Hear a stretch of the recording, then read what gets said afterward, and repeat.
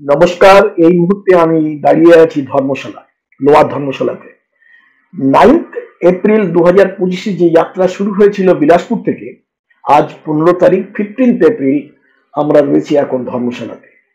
সফর অলমোস্ট সমাপ্ত।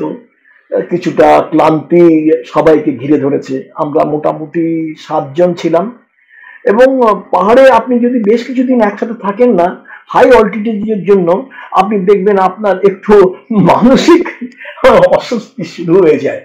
আমি পাহাড়ে পাহাড়ে যে ঘুরেছি এবং তার একটা অভিজ্ঞতা থেকে আমি আপনাদের বলতে পারি যে আপনি যদি 7-8 দিনের উপরে যদি পাহাড়ে হাই অল্টিটিউডে থাকেন, দেখবেন আপনার মধ্যে একটা বিরক্তি প্রকাশ হচ্ছে। আপনি ভালো আছে, সব ঠিক আছে, কিন্তু আপনার মধ্যে নিজস্ব একটা বিরক্তি বোধ তৈরি হয়। এনিওয়ে, সবার মধ্যেই হবে এটা জরুরি নয়। আমি আমার অনুভব আপনার সাথে শেয়ার করেছি।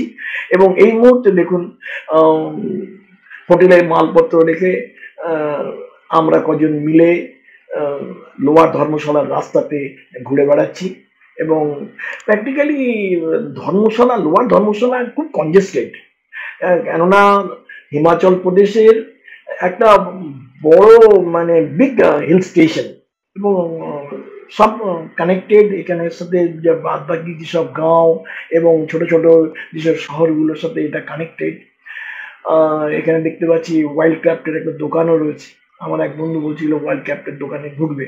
যখন ঢুকবো তখন আপনাদের সাথে নিয়েই ঢুকবো, আপনারা দেখতে পাবেন।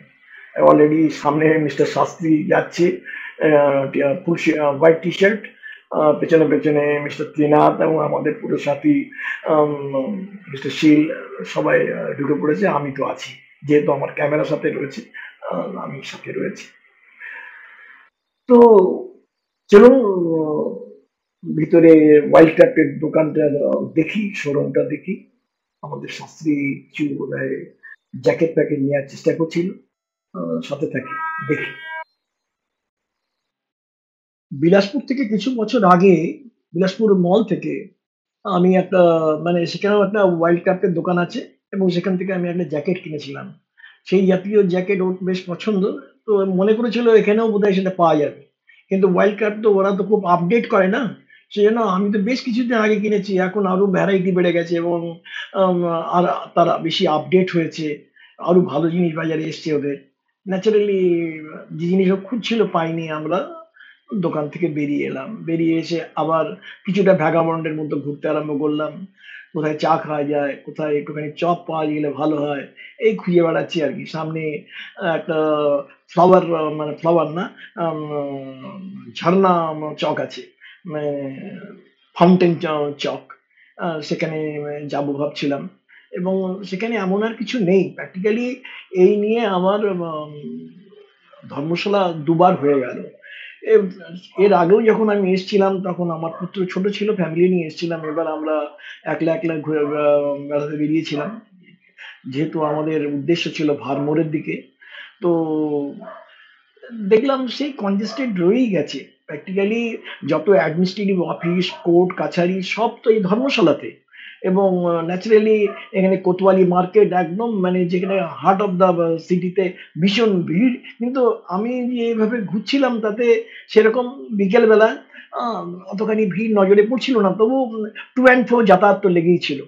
তবে যেটা আমার খুব ভালো লাগলো এবার, যে লোয়ার ধর্মশালা আর আপার ধর্মশালার মাঝখানে আমার রোপওয়ে কানেক্ট হয়ে গেছে। এবং টু অ্যান্ড ফ্রো যদি কোনো লোক যাতায়াত করে তার জন্য ভাড়া হচ্ছে 700 টাকা, 700 রুপিস পার ট্রিপ।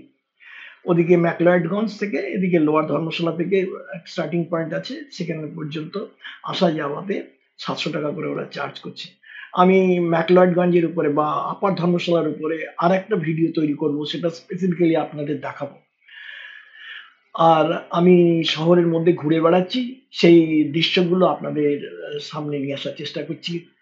মোটামুটি আহ, ধর্মশালা সমুদ্রতল থেকে 4100 ফুট উচ্চতাতে। সুতরাং এখানে বেশ গরম। এবং বর্ষাকালে ভালো বৃষ্টি হয় এখানে।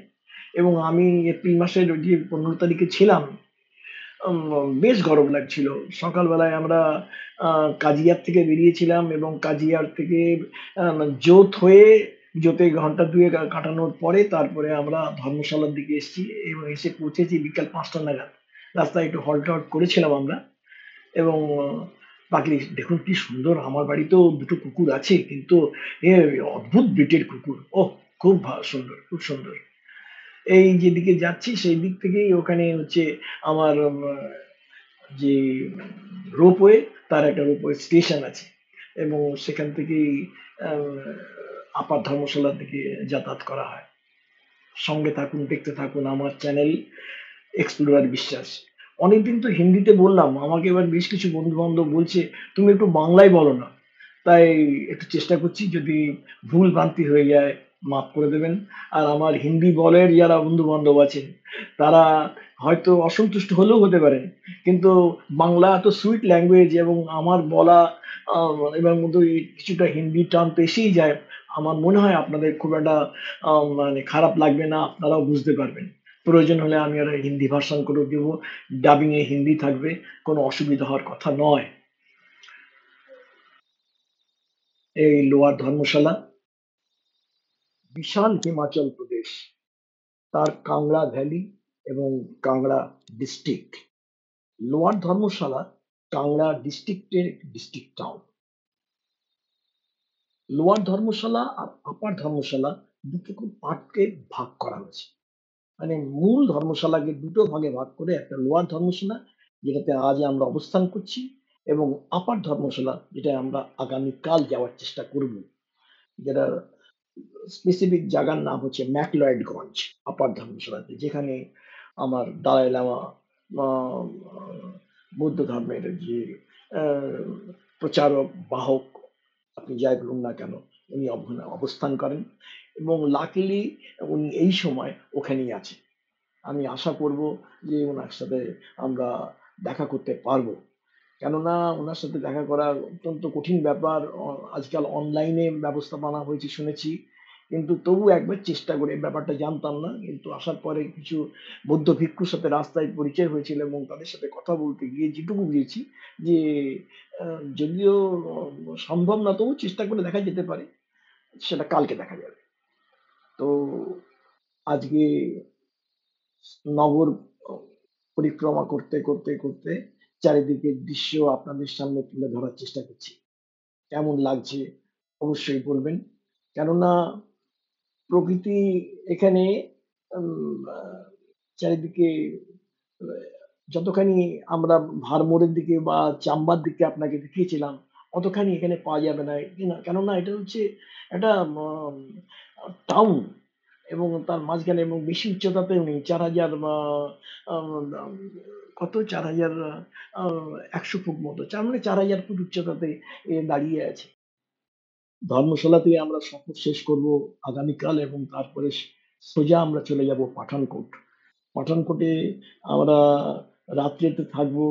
পাঠানকোট ক্যান্টনমেন্টে একটা হোটেল আছে স্টেশনের কাছেই, এবং 17th সকাল ৬টার সময় আমাদের ট্রেন আছে। ১৮ তারিখে আমরা বিলাসপুরে গিয়ে পৌঁছাবো।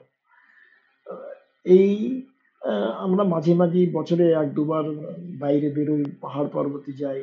মণিমহেশ কৈলাসের দিকেও এবার এগোনোর চেষ্টা করেছিলাম, কিন্তু রাস্তাটা খুলেছিল না বলে ভারমরের পরে হাতসার, এবং তারপরে মোটামুটি ২-২.৫ কিলোমিটার আমরা ভিতরে ট্রেকিং করে চলে গিয়েছিলাম। সেই তার উপরেও ভিডিও আমি তৈরি করেছি, এবং সেটা ইউটিউবে আমি আপলোডও করে দিয়েছি। আমি প্রয়োজন হলে তার একটা লিঙ্ক এর সাথে দিয়ে দেবো। অবশ্যই দেখুন, খুব আনন্দ পাবেন। রবি নদীর ধার দিয়ে আমরা এগিয়ে চলেছিলাম। সে এক অদ্ভুত দৃশ্য। উম, প্রকৃতিকে যদি আপনি ভালোবাসেন, এবং মাঝে মাঝে যদি প্রকৃতির সাড়াতে সাড়া দিয়ে যদি আপনি পাহাড় পর্বতে আসেন, দেখবেন আপনার ভালো লাগছে। আমরাও সেই চেষ্টা করি, আমি নিজের আনন্দের জন্য করি, আর আপনাদেরকে আনন্দ দেওয়ার জন্য করি। আমার এই ছোট্ট চ্যানেল আপনাদের কেমন আনন্দ দিচ্ছে, অবশ্যই আপনারা লিখে জানাবেন। সকলকে আমার নমস্কার জ্ঞাপন করছি। ধন্যবাদ। Thank you.